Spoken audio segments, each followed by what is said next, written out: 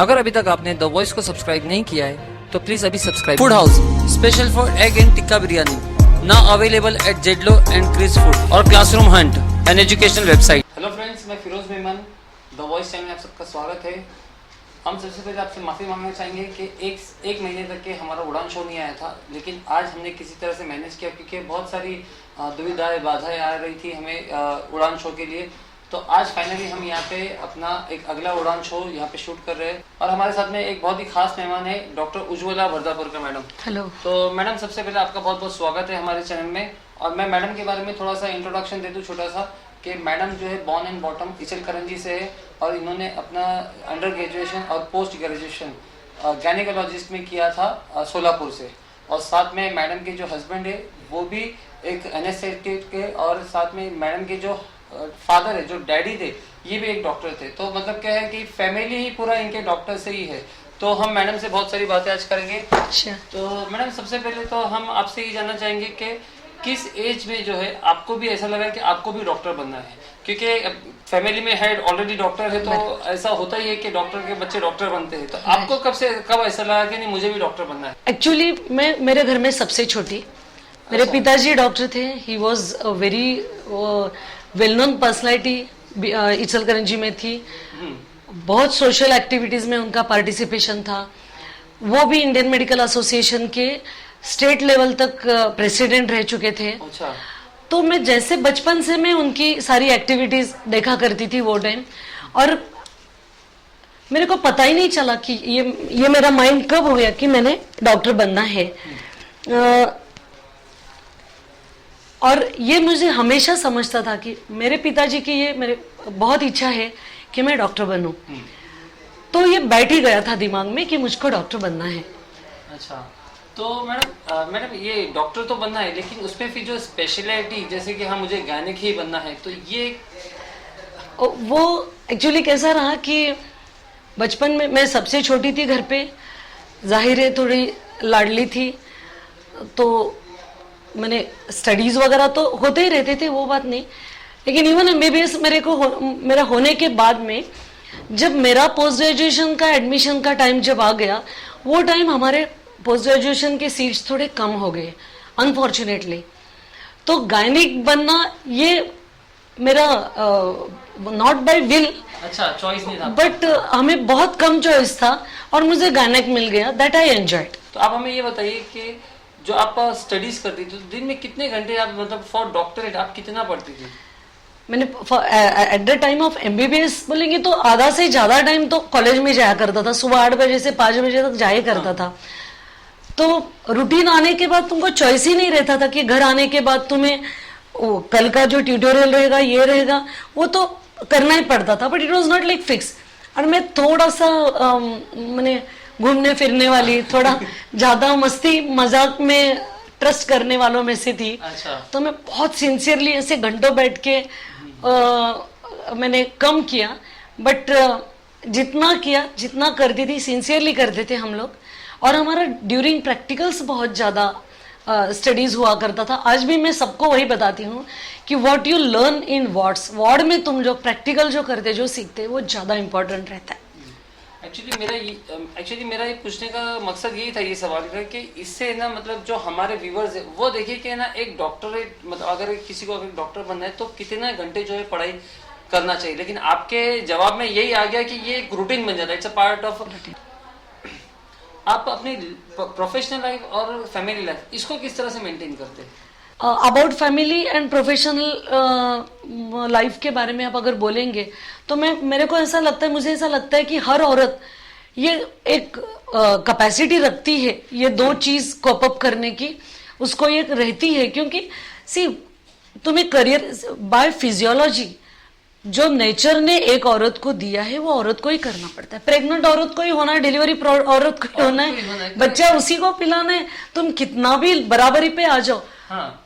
तो ये चीज तो तुम मैंने झुटला नहीं सकते, यू कांट अवॉइड इट। तो ये जब कैपेसिटी भगवान ऊपर वाला हमें देता है, वो टाइम ये भी सिखाता है कि ये इनके साथ खुद को कैसे तुमको बढ़ाना है, तुमको कैसे डेवलप करना है।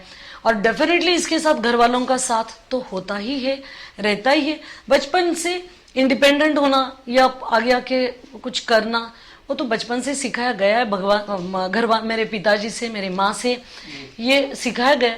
और शादी के बाद भी मेरे को मेरे घर वालों की बहुत ज्यादा साथ रही। मैं एक बात और बताना भूल गया कि मैडम जो है वो इंडियन मेडिकल एसोसिएशन की भिवंडी ब्रांच की प्रेसिडेंट भी है। तो मैडम आप हमें ये बताइए कि जो IMA है तो ये एक्चुअली क्या है, किस तरह का ऑर्गेनाइजेशन है और ये लोगों के हित में किस तरह से काम करता है? इंडियन मेडिकल एसोसिएशन ये एक इंटरनेशनल एसोसिएशन है जहाँ पे MBBS एलोपैथी डॉक्टरों का एसोसिएशन है।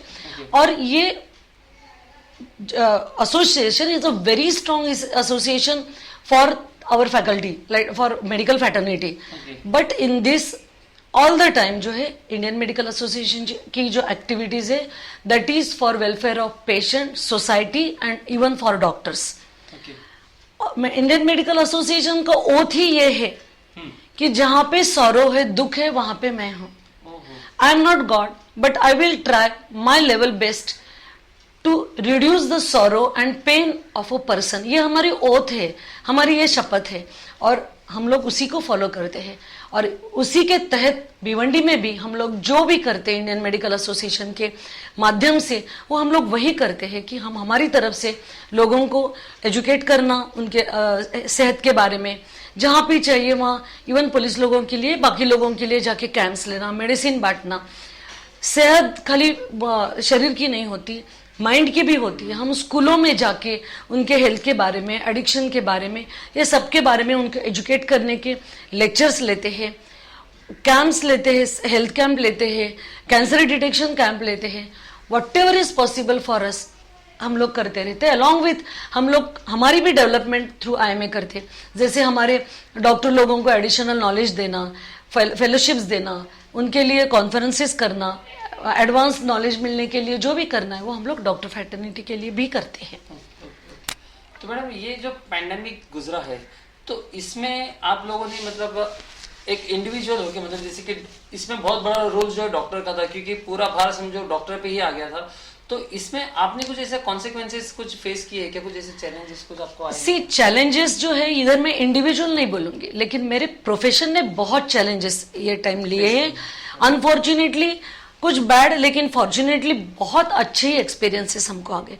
देखो मेरा कहना है कि कोई भी, बहुत सारे अभी लॉकडाउन क्या है, लोग घर में बैठ के काम कर रहे हैं, कुछ लोग हैं वो काम बंद करके बैठे हैं, लेकिन हम लोग फील्ड पे, हम लोग जवान की जैसे युद्ध में जवान खेलते हैं वैसे हम लोग यहाँ पे काम करें। Not only doctors, I will say doctor, nurses, pharmacology के लोग हैं, पैथोलॉजिस्ट, रेडियोलॉजिस्ट, उनके टेक्नीशियन।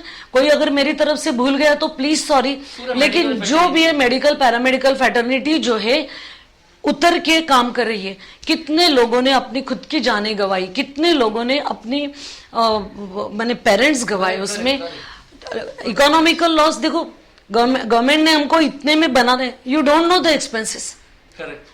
कोई भी अर्निंग नहीं देख रहा है। हम लोगों को पड़ता था घर में लॉक करके बैठो, लेकिन नहीं किया। इतने डॉक्टर पॉजिटिव हो गए। कॉन्सिक्वेंसेस बोलेंगे तो इसका वैल्यू बहुत कम लोगों ने किया। हमको ये नहीं पढ़ाया जाता है कि पेशेंट को ट्रीट ना करो, गलत ट्रीट करो। हाथ में जो चीज नहीं, भगवान ने अगर हमको ये इजाजत दी होती कहीं हमारी जान निकाल के दो, शायद हम लोग वो भी करते। इसीलिए मैडम आप लोगों को कोरोना वॉरियर कहा जाता है, फ्रंट लाइन वॉरियर कहा जाता है। वो इसीलिए कि एक डॉक्टर ने, मतलब जो डॉक्टर फ्रेटर्निटी है, उन्होंने एक अलग ही इमेज बनाई है इस pandemic, during this pandemic. Madam एक हमारा आखिरी ये है सवाल रहेगा कि आप हमारे जो व्यूअर्स है तो महिला है, क्योंकि खास करके ये शो जो है महिला के लिए, तो उनके लिए आप एक क्या मैसेज देना चाहेंगे? I will definitely not lose ये चांस। मैं कभी नहीं छोड़ूंगी कि ये मैसेज देने का एक औरत के लिए, क्योंकि मैं बहुत सारे एक्टिविटीज ऑल एज ग्रुप के डॉक्टर्स का हम लोग एक्टिविटी, मैं अकेली नहीं, मेरे साथ मेरी टीम है, मेरे बाकी भी कलीग डॉक्टर्स है, IMA है मेरी, ये सबके साथ में हम लोग ये करते हैं। मेरा एक ही मैसेज सबको है, मैंने अपने पैर पे खड़े रहो। अपनी बेटी की शादी जब तक वो 18 साल पूरा नहीं करती, वो एक ऐसा एजुकेशन नहीं लेती कि कल को ऊपर वाला ना करे, भगवान ना करे, कोई भी बैड उस पे टाइम आए तो वो अपने पैर पे खड़ी ना रहे। ऐसे अपाइज हालात में अपने बेटियों को मत बढ़ाओ, उनको एजुकेट करो, खड़े रहो। अपने पे भरोसा रखो। तो जैसी मेरी फैमिली है वैसा ही सबको, मैंने मेरे को सपोर्ट किया वैसा ही सबको मिले। और एक लड़की एजुकेटेड होनी चाहिए, आत्मनिर्भर होनी चाहिए, वो अपने पाँव पे खड़ा रहने के लिए समृद्ध होनी चाहिए और अपने आत्मसम्मान के साथ जीने के लिए वो काबिल होनी चाहिए। जी जी। तो फ्रेंड्स देखा आपने कि मैडम कितनी ही एक्साइटेड है ये बताने के लिए कि लोगों को लड़कियों को आत्मनिर्भर होनी चाहिए। तो इसी तरह से हम हर हफ्ते जो है आपके लिए एक ऐसे ही वुमेन पावर लेके आएंगे जो कि एक लड़कियों के लिए एक आदर्श बने। तो ऐसे हमारे इस चैनल को सब्सक्राइब कीजिए और हमारे उड़ान शो को देखना ना भूले। मैं Firoz Memon, the voice news से, थैंक यू।